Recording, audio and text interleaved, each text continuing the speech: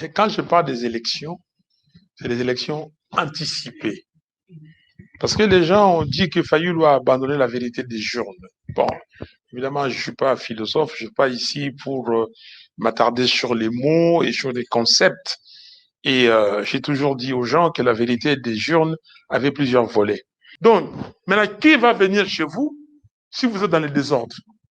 Qui va mettre son argent pour aller investir au Congo dans un pays dans le désordre, si ce n'est les gens qui vont... Donc, les élections, ce sont les élections anticipées. La vérité des urnes, c'est récompter les voix. Ils n'ont pas dit, ils n'ont pas voulu.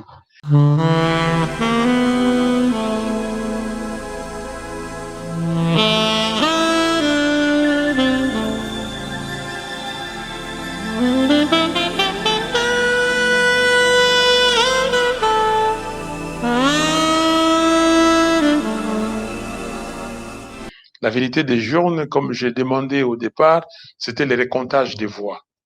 Qu'on récolte les voix, qu'on prenne les procès-verbaux des bureaux de vote, des centres de compilation, qu'on amène. Nous avons des procès-verbaux pour 13 millions de voix. 13 millions. Pierre Lumbi, paix à son âme, a mis en place, qui était mon directeur de campagne, en place une station pour recevoir les PV et compiler les résultats. Nous avons notre centrale. Maintenant, nous avons amené ces PV-là. Les gens disent que qu'on nous donne, même certains d'entre vous dans vos radios, dans vos télévisions, vous le dites, ben, où sont les preuves que Fayoulou a amenées? Mais quelle cécité! Mais on a amené des cartons. Il y a des vidéos qu'on montre les cartons qu'on dépose à la Cour constitutionnelle. Et nous avons fait la liste. Circonscription par circonscription. 13 millions de voix. Nous avons lancé nos résultats seulement au moment où la CNI a dit qu'il y avait 18 400 000 à peu près votants. Nous avons dit nous avons 13 millions quelque chose. Et c'est-à-dire que dans ces chiffres-là, nous avons plus, moi j'avais plus de 9 700 000. Les 9 700 000, ça veut dire que Félix avait 2 600 000, 2 700 000. À peu près Chadari dans la même proportion. Même si les 5 millions de différences sont donnés à 1-2, il ne gagnait pas. C'est très, très clair. Donc, les élections, ce sont les élections anticipées. La vérité des urnes, c'est récompter les voix. Ils n'ont pas dit, ils n'ont pas voulu. Ils n'ont pas voulu. Et je les comprends. Parce qu'ils ne peuvent pas le faire. Comme on dit en lingala. OK? Et je ne voulais pas non plus confondre les gens de l'Union africaine et les autres qui avaient déjà pris acte. J'ai écrit le 8 février 2019 à l'Union africaine en disant, c'est là que ça commence la proposition de sortie des crises. Je vous propose, les récomptages de voix. Venez amener une mission ici avec des experts africains et autres qu'on récompte les voix. Mais je leur donne une ouverture. Les gens qui disent qu'il faut le radical. Mais si vous pensez que ça ne vous agrée pas cette proposition, je suis d'accord pour qu'on reparte aux élections anticipées.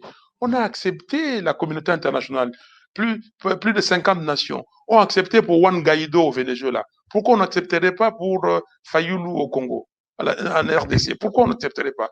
Donc, c'est ça. Mais maintenant qu'on a évolué, je dis, je suis flexible.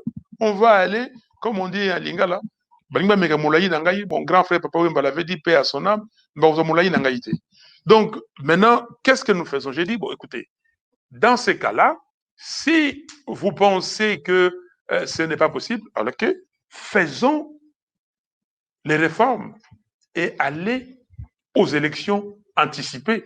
Ce n'est pas les élections de 2023. Il faut faire des élections anticipées parce que, dites-moi, vous allez attendre jusqu'en 2023 que M. Félix Tshisekedi, M. Kabila continue à se battre pour que notre pays soit à ce niveau-là. Vous savez qu'après la COVID-19, le monde va avoir des problèmes. De sérieux problèmes parce qu'il n'y a pas d'argent. Le peu d'argent qui va être sur le marché va aller là où il y a des bons projets. Vous savez, j'ai dit toujours aux jeunes gens, quand j'ai leur défini l'économie, l'économie c'est quoi? Je dis que l'économie, c'est une science qui sert à administrer les ressources rares à usage alternatif. C'est-à-dire que les ressources, on n'en a pas beaucoup. Vous avez 10 dollars, mais avec 10 dollars, vous avez des projets, des multiples. Comment administrer ces 10 dollars pour les différents projets que vous avez? Donc, maintenant, qui va venir chez vous si vous êtes dans le désordre? Qui va mettre son argent pour aller investir au Congo, dans un pays dans le désordre, si ce n'est les gens qui vont... Je ne continue pas les mots après. Merci. Toutefois, le Nobel de la paix affirme son indéfectible attachement à l'unité nationale, au développement et à la paix. Il promet de défendre avec énergie la République démocratique du Congo dans ses frontières de 1885 décidées à Berlin.